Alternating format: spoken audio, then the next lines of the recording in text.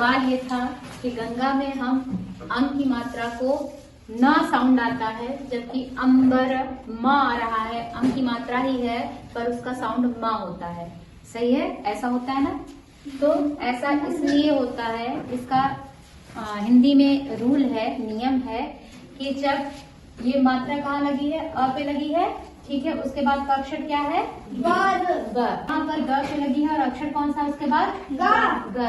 तो जब भी मात्रा जो लगी है अंग की मात्रा, उसके बाद वाला जो साउंड है उसके अंत में, उस सीरीज में जो अंत में अक्षर आता है वही साउंड पढ़ा जाता है। यानी गंगा को असल में गंगा का गंगा ग आ रहा है ना, तो ये कौन सी लाइन में आएगा, क ख ग घ अंग।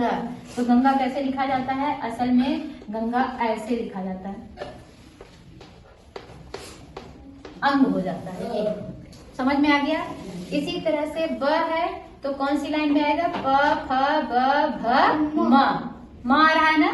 तो जब ये अंग की मात्रा जहाँ लगी है उसके बाद वाला अक्षर ब वाले साउंड का है, तो आखिरी अक्षर म है, वो वहां पर म साउंड होगा और ये पढ़ा जाएगा, लिखा जाएगा ऐसे, अंबर।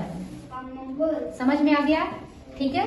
तो जब भी साउंड पे डिपेंड करता है आखिरी अक्षर क्या है, उसी हिसाब से लिखा जाता है। जैसे व्यंजन है, क्या है ये, ज। या पे लगा हुआ है बिंदी, अगला अक्षर कौन सा है, ज। तो ज कौन सी लाइन में आएगा, च च ज झ इया, इया आता है ना। तो ये सही लिखने का तरीका क्या होता है, व्य इया आधा ज न, ये नियम है, ठीक है। अंक की मात्रा का लास्ट उस सीरीज में, उस क्रम में जो लास्ट अक्षर होता है उसका साउंड ही लिखा जाता है, वही उसका साउंड हो जाता है। इया का साउंड यंग आएगा तो ये व्यंजन होता है। समझ आ गया। अंगूर होता है ना, तो अंगूर में हम क्या करते हैं, अंगूर, इसको क्या कहेंगे, अंगूर। ये ग है तो ग की साउंड में क्या आएगा लास्ट में, अंग, अंग पढ़ा जाएगा।